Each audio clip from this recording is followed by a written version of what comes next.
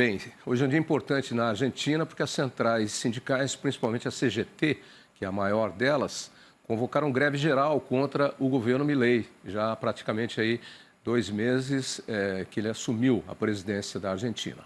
A nossa correspondente da Band em Buenos Aires, a Márcia Carmo, tem mais informações. Márcia, bom dia primeiro. Obrigado por nos atender aí. Você que às vezes entra aqui com algumas matérias gravadas sobre o agronegócio argentino, trazendo informações para o nosso dia a dia rural e para o nosso Terra Viva. Muito bom dia. Hoje é um dia importante para os argentinos que estão aí protestando, principalmente por conta de 2 ultradecretos do presidente Milei, que não passaram, ainda não foram aprovados. Ele fez as correções, pelo que eu vi, em um e no outro não, e quer que eles sejam aprovados, parece que amanhã, de qualquer jeito, né?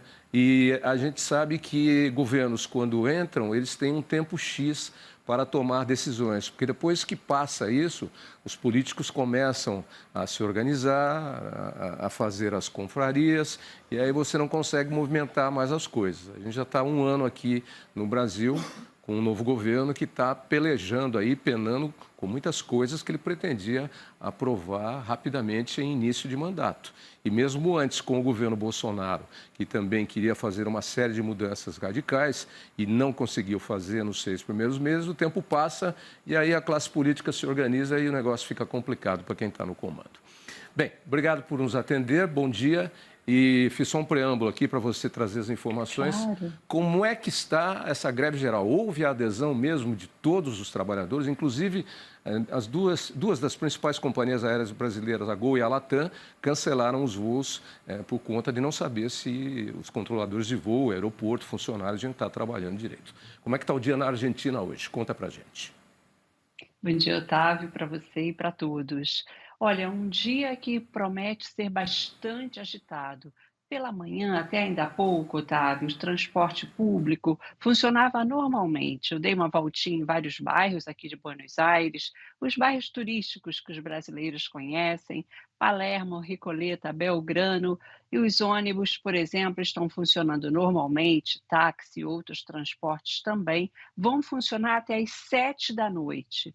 Porém, nos bancos, por exemplo, o que eu pude observar é que as agências, muitas estão abertas, porém sem trabalhadores em muitas delas lá dentro, porque os bancários também aderiram a esta greve, que é a primeira greve do governo de Javier Milei, que tomou posse no dia 10 de dezembro, portanto, há quase praticamente 45 dias. Então, o que a gente observa é vários setores com vários sindicatos, ligados aos sindicatos, a CGT, como você disse, que é a maior central sindical do país, além das CTAs, que são as centrais ligadas aos funcionários públicos. As 3 principais centrais sindicais, então, estão liderando esta greve e a gente pode observar, ou seja, a partir de meio-dia, aumentou muito a concentração, essa que nós estamos vendo, é uma concentração que vai crescendo, daqui a pouquinho nós vamos para lá, em frente ao Congresso Nacional.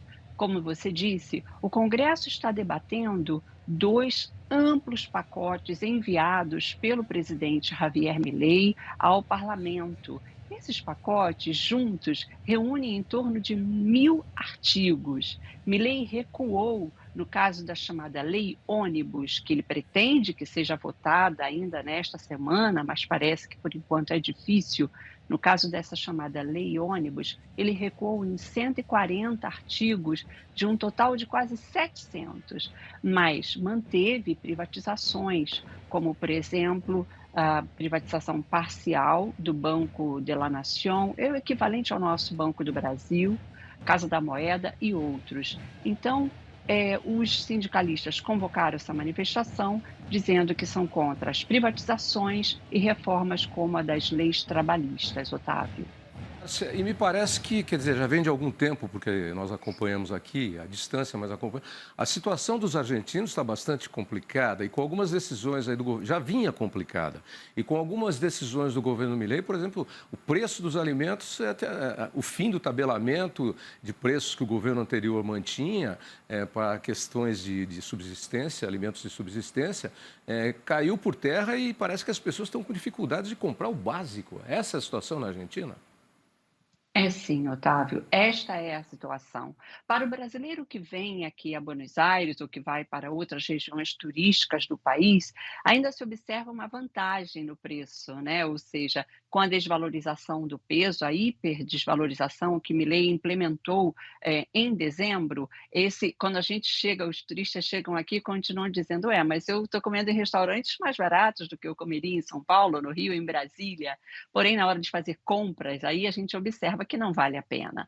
Sim, no caso dos argentinos, com uma inflação que no ano passado foi de 211%, segundo dados oficiais, e segundo a agência internacional Bloomberg, a Argentina tem hoje a maior inflação do mundo, superou o Líbano e superou a Venezuela. O que eu observo nos supermercados, quando eu vou aos supermercados, Otávio, são as pessoas comprando menos, isso em bairros, né, eu moro em Palermo, então em bairros que são, digamos assim, nobres, né? Mas se a gente vai para a periferia, porque muito turista brasileiro chega aqui e fala, mas aonde está a crise? Restaurantes cheios, é verdade. Onde está a crise? Na periferia. Quando a gente vai para a periferia, aí sim a gente vê um impacto maior dessa crise econômica, com uma inflação que subiu ainda mais depois que Milei chegou, porque ele desvalorizou o peso e, como você disse, acabou com o tabelamento, o controle de preços de vários alimentos.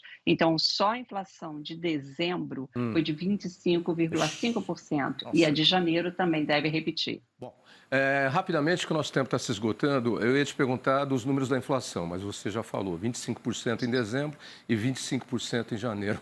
Em 2 meses, 50%. É impossível sobreviver. Rapidamente, em 30 segundos, como é que está a questão do agronegócio? Porque o agronegócio apoiou o Milei em peso, mas o Milei depois, já assim que entrou, deu uma sarrafada no agronegócio e o pessoal do agro não gostou muito, não. Achou que ele ia favorecer, mas ele, tendo que tomar as medidas necessárias, andou tomando algumas medidas que desagradaram o setor. Como é que estão os apoiadores do Milei, que ajudaram a eleger o Milei, os apoiadores do agronegócio? Há muita preocupação no setor, porque, como você disse, Milei, a expectativa do agro era que o governo eliminasse as chamadas retenções, que são os impostos às exportações. Mas, ao contrário, Milei ampliou os setores que são afetados, por exemplo, limões, vinhos, que antes estavam isentos desses impostos, passaram a ter estes impostos às exportações, além dele manter os impostos à soja e ainda ampliar para trigo e milho, entre outros. Márcia, muito obrigado pela participação. Daria para a gente conversar mais, mas infelizmente o tempo é pequeno. E assim que eu precisar de você, eu vou acionar você. Agradeço a sua atenção, que você parou especialmente para fazer via internet para a gente, porque está acompanhando na rua todos os acontecimentos para manter aí o Grupo Band sempre informado. Teve que voltar aí para carregar o celular. Muito obrigado, Márcia. Bom trabalho para você aí em Buenos Aires. Obrigada.